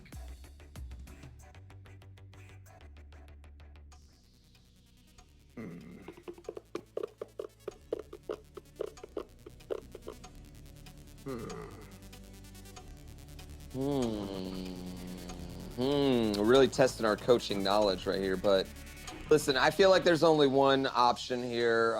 This coach brings it every week, not just on the game plan, but on the mic. He never makes excuses for himself. He knows what he's talking about. He's got a depth of knowledge. Quite frankly, I think he can coach any team to a winning season. And that's Coach Esfand. True. That's Coach Esfand right there. Never lost a game. Absolutely. Never lost a game. Never lost a season. Never lost the game. But Bill Belichick's the real answer. Bill Belichick. I think that's a good Bill answer. Belichick's the real answer. Yeah. I think Bill Belichick is a very good answer. Cliff. We got to try. Wait, so is that Cliff? He's fallen off, or is that Cliff? The name. That's just his name. He's jumping off the cliff. So I'm Cliff. That's like his Jordan symbol, Cliff. Yeah. I'm not gonna lie. I feel like we have to give him the coach of the year because everybody was giving him shit at the beginning of the year, and I'm sorry for cursing, but I had to curse in that situation because everybody was, and for his team to be playing, at the level they're playing without their starting quarterback and without JJ Watt, who's been hurt a lot of time this season, and they're going through some ups and downs like everybody else, and they're constantly moving forward. I think Cliff is having a great season at coach. Yeah. I would love to have Coach Tomlin, but I just can't say still is everything. So Here's what I'm gonna say. And I think Tomlin is. I don't like Tomlin's so great that it would take something really special for him to actually get that award, if that makes sense, because we just expect him to be great every year. Okay, so that's that right there. That is a good discussion. Yeah. And I don't know if we have time for it now, but a lot of times, do people just expect? it's the LeBron James effect. LeBron Yeah. or Tom Brady for us earlier. Simone Biles. It's the Simone Biles effect. It's like they're so good now that you expect them to be spectacular, or expect them to do something that they never done before for them to win an award. And it's like, hey, I've been the best every year. Like, what do you expect me to do? Like, what else can I do? Are you not entertained? Like that's, to me, I feel like that's the type of situation all those type of people, even Bill Belichick, all those type of coaches and athletes have. It's like they're so good. Tom Brady's so good. Peyton Manning is so good. LeBron is so good. Now you're expecting them to do so much more for them to actually win an award. Like LeBron James, if you really think about it, he's been the MVP of the league every single year. Like Tom Brady, the last few years, he's been the MVP of the league almost every year. But it's, people want to see change. So that's why they do that. I'm going to go ahead and say, I think the front runner for NFL Coach of the Year, I'm going to go ahead and say it. I think it is good old, I don't know how to pronounce it, I don't know how to spell it, but good old LaFleur from the Green Bay Packers. I think the Green Bay Packers they've overcome a ton of injury, and Matt LaFleur has done a great job of taking the players that they have and the roster that they have and being able to put the players in the right position and do the things they need to do in order to not just get the job done, because that's a lot of what happens whenever you have a lot of injuries, is you try and get by. But they're 8-3. Yeah. I mean, I think Aaron helps. I think Aaron helps, but man, I remember seeing something that had like something like 11 people who were starters at some point were injured. Did you see how they did versus the Chiefs without Aaron? Well, yeah, but that might have not, like, looking back on that might have been the beginning of the Chiefs' defensive resurgence, and not necessarily Jordan Love being so bad, because the Chiefs just made Dak Prescott look like Jordan Love as well. But they also didn't have their left tackle. Yeah. And I think Chad brings up a good point. You could say the same thing about Harbaugh with Baltimore, with the Ravens. Oh yeah. Because you could say the same, because my thing is a lot of times with coaching is like, you don't really, it's a team sport. You need good players, but coaches need to know how to use good players as well, or use the players that they have. So I think it's a really, really big discussion, right? And that's kind of, you said Bill Belichick. Yeah, because everybody thought, well, what's the deal with Mac Jones? Yeah. Right? How did Mac Jones even come out and beat out Cam Newton, who is a well-established NFL player as a starter, and then he ends up doing pretty well. Yeah, the first few games it was kind of rough, right? But he has just gotten better and better every week, and just being good at what he does. So I think this year, like whoever gets Coach of the Year, people won't be mad about it, because you have to really. People are going to be upset, obviously, but like if you really think about it, every coach that people like the chat has been putting up, we've been talking about, have actually been coaching really good this year. Because like think about it, like the Ravens, they have I think 18 players hurt or something crazy like that, and they're leading the division. LaFleur, he has a lot of players hurt for Green Bay, leading their division. Cliff Kingsbury, he's playing well when everybody just didn't think he was a good coach. I mean, coaching well, and everybody didn't think he was a good coach. Vagabond trolling. And then, yeah, he's being a troll right now. Talking about Nagy. Dude, they're chanting "Fire Nagy" at the Bulls game right now. So that's what we need to do, is have the worst coach in the league debate one time. Yeah.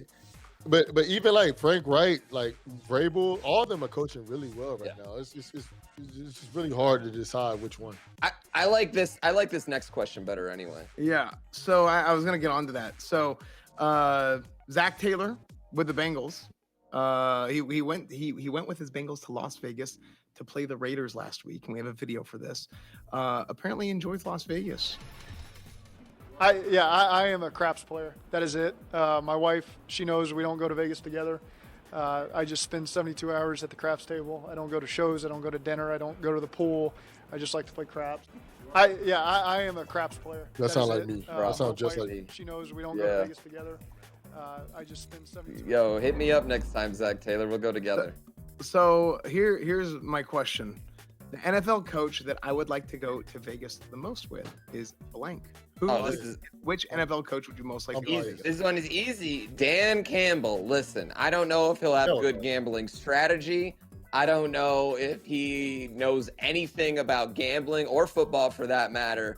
But I do know that if I lose, that man's going to shed some tears in my pain. And if I win, that man is going to celebrate. And if we break even, he's going to treat it like the best damn vacation ever. Dan Campbell right there. Boom. Dude, Mike Tomlin would be the most. I'm sorry, Mike Tomlin seems like he'd be the most boring Vegas partner ever. No, you know what I mean? No, the thing is, that's the problem. You guys don't really know Coach Tomlin. So I hit on 15. I got a 7. Just how the game. So like he does that in pressers because he doesn't really want to deal with the press. But him as a person, he's a very dope person to hang out with, be around, drink with, and things like that. So I think he would be somebody that would be super fun to go to Vegas with. All right. Urban Meyer. Yeah, man. Oh my God, that's the right pick. That's the right pick. I don't even know what I was thinking. Something tells me Urban Meyer, he's gonna have a great time. That is absolutely the right pick. I don't know, it's like some guys have intangibles. You know, they can. Some guys, they really got the ability to really feel things out really well, and I think that's something that he's got going for him. If we're out there gambling, you know, he might know. He might know what to go for. So, yeah. Y'all know we're crazy, man. That's the right. Okay, last question. Okay, so Scott Hansen was saying he intentionally dehydrates on Sunday morning so that he doesn't have to go to the bathroom at all during a 7-hour NFL Red Zone broadcast. If you could host Red Zone for blank hours without needing to go to the bathroom, or how long do you think you could host Red Zone? How many hours, blank hours, without needing to go to the bathroom? If you really had to. Hey, and this is not my football stuff. I'm not peeing on myself. This is.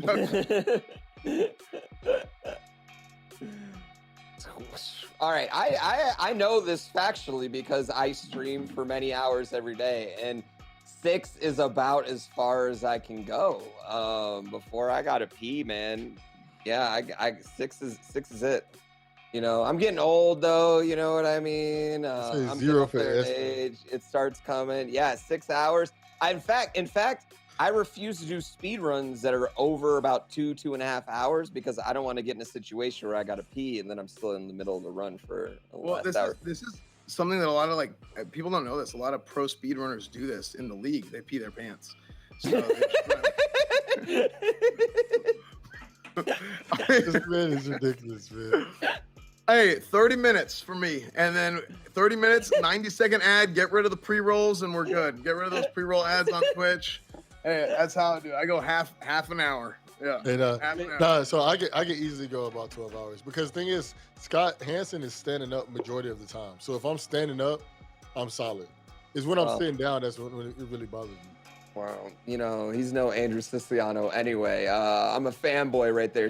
Andrew Siciliano better than Scott Hansen, just saying. Bonus question right here. Ryan thinks his co-host name is blank. Anyway, coming up, Coach Esfand is taking all the questions in his weekly press conference, the most important coach in the league. Hit us up, chat, with all those questions for Coach Esfand. This is Let's Go Football.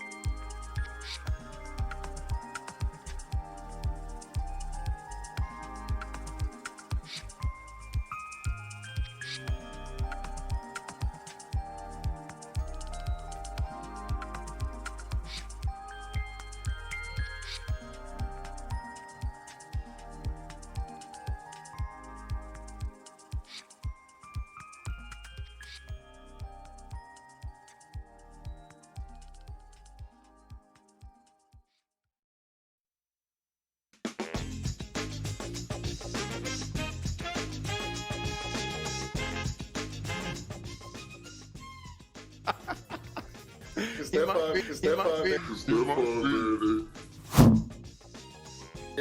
like Estefan said.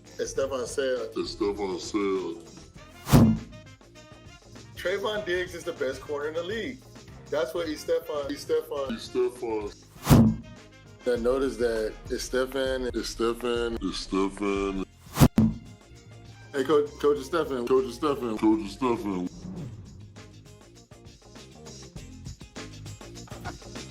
Welcome back to Let's Go Football. We're almost at the end of the show, but before we go, this is your chance to get your questions in for Coach Esfand. We're pulling these from the Twitch Sports channel and Esfand's channel. So drop your questions there. We will pick the best one. Coach Esfand, how are you feeling about your team's effort this weekend? I think we did a damn good job. I think everybody really went out there and played their best, except for really our offensive line had some troubles, and quarterback didn't do too hot. Running back fumbled about 6 times. Other than that, letting up 2 or 3 touchdowns, I think that we really played the best that we did, that we could have. So I was really, really happy about the way that the way that we went out. Well, actually, now that I think about it, we did give up that kickoff return for a touchdown too. It was all right. Last week's game was okay. Right. Hey, Coach. Hey, Coach Esteban. JJWA says it true that Cowboys are going to lose in the first round this year. Listen, I grew up in Dallas. Okay, I grew up in Dallas. I was drafted in the first round by the Dallas Cowboys, and I decided not to play, and I wanted to forego my NFL career to continue my education, major in underwater basket weaving. I thought that was really the play that I needed to go for, and I think Dallas Cowboys are going to be a great team someday. But they're just not as good as they would be if I was there, and that's just the reality of it. Come back, Zach wants to know, Coach Esfand, why can you eat ice cream but your players can't? Well, listen, they got to earn the right. That's what it comes down to. When people go out there every damn day, every single day they go out there and they're grinding, they're working their tails off. Okay, they're working their tails off to go out there and be the best they can be, and then they come back and they want ice cream. Well, listen, it's not about hard work. You can't just go out there and work hard and get a damn participation trophy. You don't get a participation for working hard. You might get a little bit of benefit of the doubt here and there, but you got to go earn the right to get some damn ice cream. Okay, you in the Super Bowl, you got to get that damn ice cream. Okay, but you don't do it without the Super Bowl. Coach Esfand, when you start Pokemon, which Pokemon do you start with? Listen, I ain't never played with them Pokemans, but my son, he plays with that Charizard. Yeah, he plays that Charizard. He likes that little red dragon. That's what he likes, and I think he likes that the Bulbasaur too. But the right thing. Yeah, he likes that Bulbasaur, and then my other son, he likes that Squirtle. So, but my favorite son, the oldest one, is the Charizard is what he likes. So I do have a favorite son. Yes. Jimbo Pack wants to know, is a hot dog a sandwich? Why can't it just be a hot dog, guys? Is a hot dog a sandwich? Hell, is a sandwich a hot dog? That's my question. Mm-hmm. They're both tacos. Are they tacos or are they burritos? A hot dog is technically a sandwich by Google. Yeah. Well, hell, so is a burrito a sandwich? Y'all ever been to Chipotle? Yeah. Oh, yeah. I mean, more than A.J. Brown does. Coach, I got to ask you this real quick. Dan Campbell revealed that the Lions player was flagged for saying something about somebody's mother. Yes, I got to get your philosophy. What's your team's philosophy on your mama jokes? And do you have a favorite? Well, I talk about your mother, but then she might call me back, and I don't really want to do that now. But, yeah, I mean, hell, I'll be honest with you. I don't like this extracurricular penalty situation. You got to let the damn kids play the game, and sometimes the mental game, the mental aspect of it is just part of it. I mean, hell, we all know damn sure he didn't do nothing to his mama. We all know he didn't do that. I mean, he's just talking some smack. You don't know. Well, I mean, he might have, but probably not. Yep. Coach Esfand, the week after Robert Hunt extravaganza, the 49ers threw a design pass to tackle Trent Williams. Andrew Thomas also got a touchdown last night for the Bucks. Are O linemen officially better wide receivers than wide receivers are? Hell, listen, we always talk about lineman hands. I think linemen got the best damn hands on the field.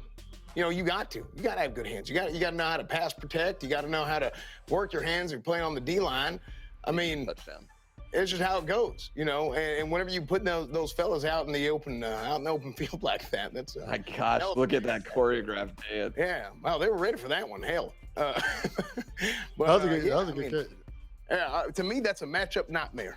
That's a matchup nightmare. That's what we call that. Nightmare for who, Coach? Hell, nightmare for everybody. I mean, you see the way he hit the damn ground. The camera started shaking up in the stands. You see that? Holy hell. Which NFL player, Bento Mismal wants to know, which NFL player do you think you could beat in a boxing match? All of them. Every single damn one. Mm-hmm. Not even close. Mm-hmm. Next question. Every single one. Every single one. Next Coach, question. Which two players would you like to see in a boxing match? Which two players would I like to see in a boxing match? Oh, man. Man, that is a good question.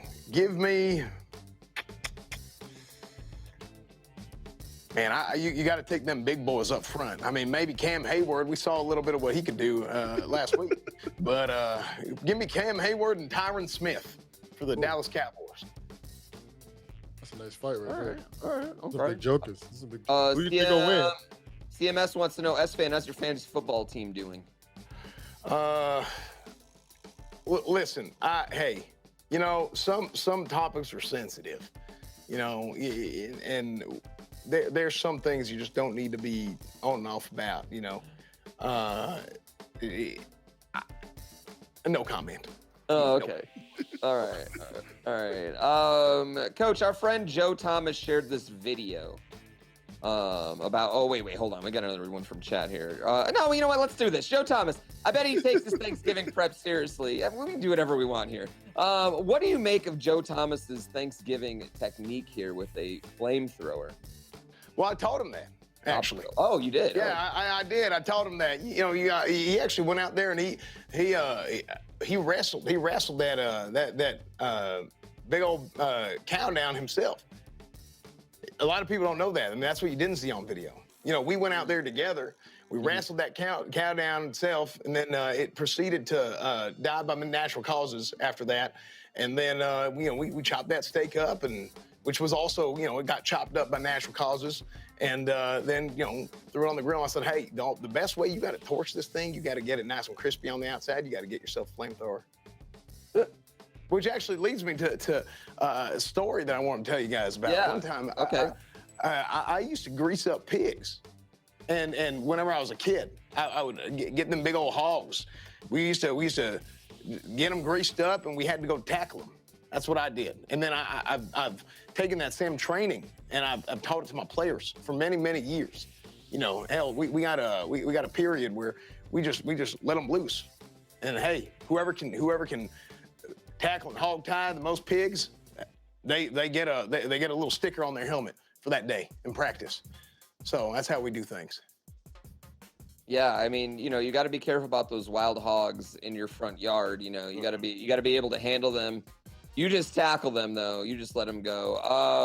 Coach, I know you got to get to practice. I hate this every week, but we'll let you go, and we'll hear from you next week, Coach Esfand. Yeah, absolutely. There you go. That is it. Coach Esteban Martinez right there, guys. That's it for our show. Thank you so much for watching. From here, we're going to be rating Esfand's channel. We will be back here the same time next week, but Ryan, unfortunately, will not be here because he will be launching his new book, and he will be on TV, as if TV is more important than our Twitch show. Ryan, plug your book one more time. Hey, first of all, I know we have a lot of millennials, but if you guys get up early in the morning on Good Morning America, I'll be on there next Tuesday. We're talking about my book, so you can learn a little bit more about it. But yeah, you can buy it on Amazon. Walking Miracle is about my story, how I overcame so much adversity through my life, and how I was able to defeat the odds, and just trying to show everybody, hey, we all got it in us. You just got to try to figure out how to get it out. So, man, I hope you guys enjoy it, and just let me know how you guys think. Yeah, I can't wait to read it. And I also can't wait for my shout out on Good Morning America that you're going to give your best friend GrandPooBear right there. Until then, for Esfand and Ryan, I'm GrandPooBear. This is Let's Go Football. See you guys.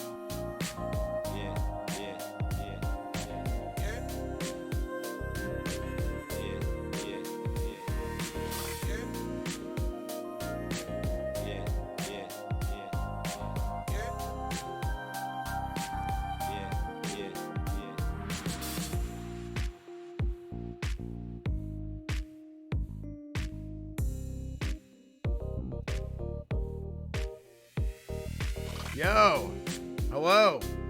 Chat, what'd you guys think of the show? Any cornwood today? I was going to continue Season of Mastery today.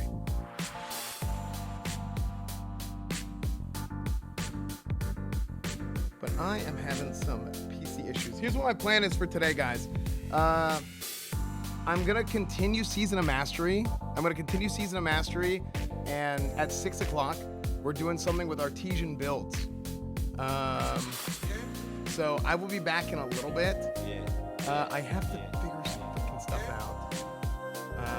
And I'm supposed to make a call here. But we have tailgate. I have some other stuff I'm trying to get squared away. I'm gonna go make sure all that's taken care of, and then I will be back in a little bit, okay? And then we at 6 o'clock we're gonna be doing artesian. So I'll see you guys in a bit. I'll be right back. Bye.